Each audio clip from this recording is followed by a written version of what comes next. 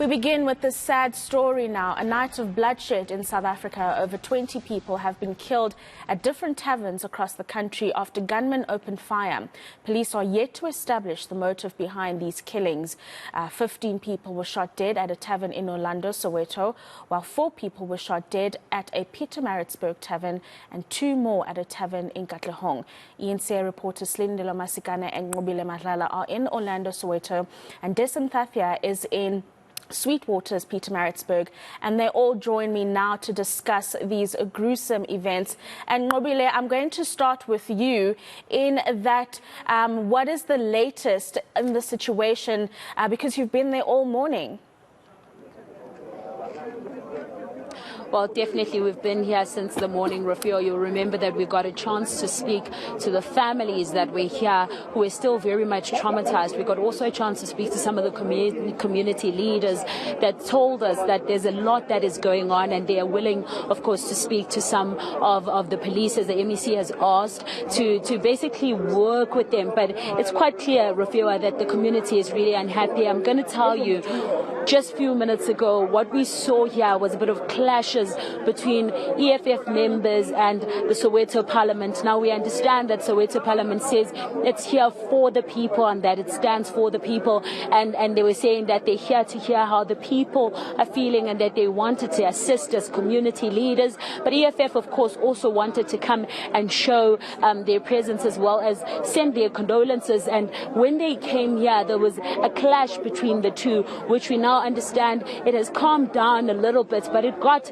a bit much, Rafiwa. We saw some of the Soweto Parliament groups singing on the side and just refusing that EFF can speak to the media, and EFF, of course, coming from the provincial point of view, even saying that they're not here now to argue with anyone, they're not here to fight, but they've come here to send their condolences to the families, and they want to see how they can assist. So it's still a bit tense with regards to the community leaders and with regards to some of the EFF members still here. We've seen some of them even asking us as the media that we should provide them with the video that we had recorded earlier when Tlantla was speaking at Soweto Parliament, saying that EFF will not be addressing, and they were asking for some of these visuals. And of course the clashes continued, but now it looks like a wave of calm. Just for now, we understand that Soweto Parliament is this side whilst EFF is just further on that side. But we do know that what they have both in their minds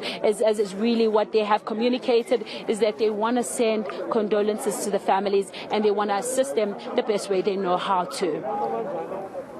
Absolutely. Slee, I'm going to come over to you now, and you spoke to Gauteng Police Commissioner Elias Mawela. What did he have to say about the situation?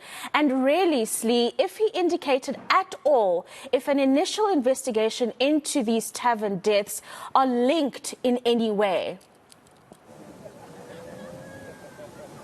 At this point, I think it's a bit too early to expect law enforcement to have some kind of an idea in terms of a connection between all of these incidents. But I think, of course, those investigations are underway. We'll have a lot more detail, I'm sure, as the day progresses. At this point, we just know that forensics has completed gathering evidence inside as well as around the tavern. We know from speaking to community members that they heard gunshots, that allegedly a quantum came in and came rather to this tavern, and then the occupants of that quantum proceeded to then shoot at patrons inside the tavern. I've actually had an opportunity to speak to an eyewitness, and they were telling me about how they had to lie down on the ground and pretend to be dead just to survive that incident. They're still quite traumatized.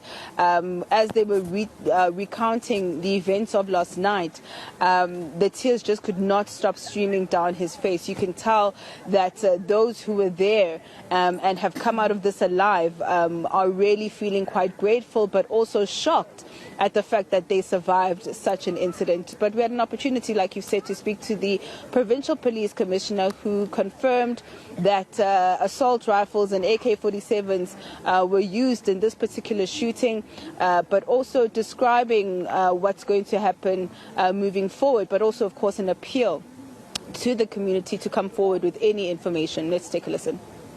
It's a bad scene. When you see how the bodies are piled up there, you could see that every one of those people were struggling to get out of the of the tavern there. It was so difficult for them, but 2 have already been moved, and we have 10 here and 2 at Baragwanath. And we also have 9 victims who are still being treated there. Our worry is that 3 of those are also in the critical condition. We are hoping that they make it. The primary investigation suggests that these people, they were enjoying themselves here. The tavern is a licensed tavern. It was still operating within the operational hours. So all of a sudden they heard some gunshots. That's when people trying to run out of the tavern and so forth. So for now, we don't have the details, what is the motive, but as investigation progresses, we are hoping that we'll get more information as to what is the motive and why targeting these people. You can see that high caliber firearm was used and it was shooting randomly. So the tavern owner is not here, it's out of the province, but the manager is here, is one of the witnesses. Our detectives will still have to interview him.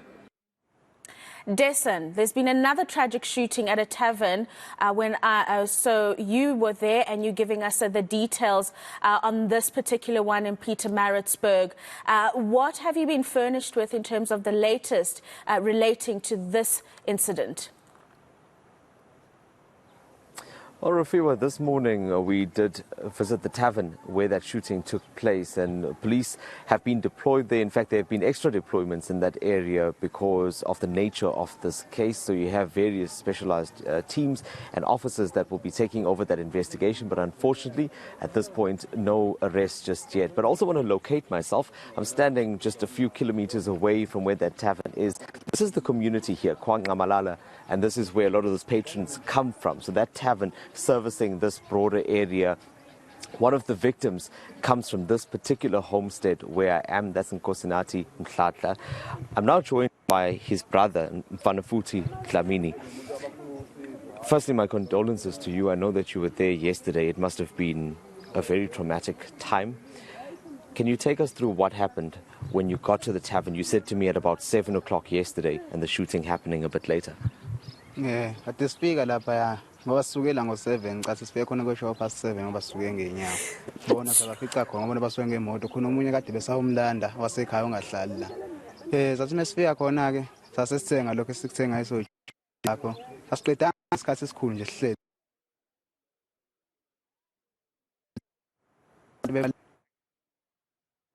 It looks like we're having a little bit of an issue with Dessen Thafia's network there. While we wait for it to be restored, let's just listen to part of a conversation that he had with the owner a little bit earlier on.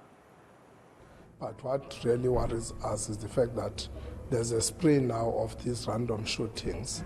Last week it was in Kwatamboza, the other week it was in Kwapata. You hear of it in Imbali and other areas. So this is now something that is becoming a norm in our city.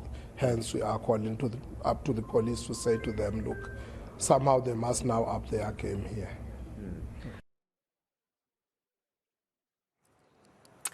So while we wait for Dessen Thafia's network to be restored, I want to return to Nqobile, who is in Orlando in Soweto with Slindelo Masikane.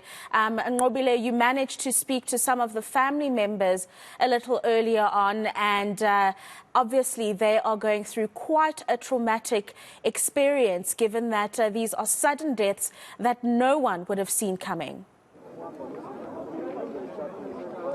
Well, no one indeed would have seen that coming, Rafiwa. In fact, we spoke to some of the fathers that were here. I mean, one father said to us that he didn't expect this to happen. He had lost 2 people. He lost a son as well as what he said, Usbaruake, which we understand at this point would be his brother-in-law. He says they were very kind people. They were not the kind of people that would be caught up in anything of criminality. He described them as such kind and dear people to him, and to wake up to such news was very traumatic for him. Whilst the other one was here and very shy to speak to us on camera, he said to us that he was still traumatized, that he also was supposed to be going to work, but he did not go to work because it was so difficult for him and he needed to know more. Now, before we spoke to that father, we were able to speak to a friend who says, she said, of course, just like many people here, were scared to talk on camera. She said that she saw it happen. She described how she last saw her friend. She said she was trying to run away with what they were drinking at the time, and she says then all of a sudden she saw him fall, and she said, oh, you can't be this weak, and she tried to wake him up, and only to find that he was already shot. She described that he was shot on his tummy and that he had his hand there, and she was just very traumatized, and she herself said that she couldn't believe what had happened. She couldn't believe all that had happened, and just like every other family that we got a chance to speak to, this is surreal to them, this is heartbreaking to them, and they're still really trying to come to terms with what has occurred, and this is something they couldn't have seen happen. But of course it did happen, and now they have to deal with the aftermath. So let's listen in as they describe how they felt.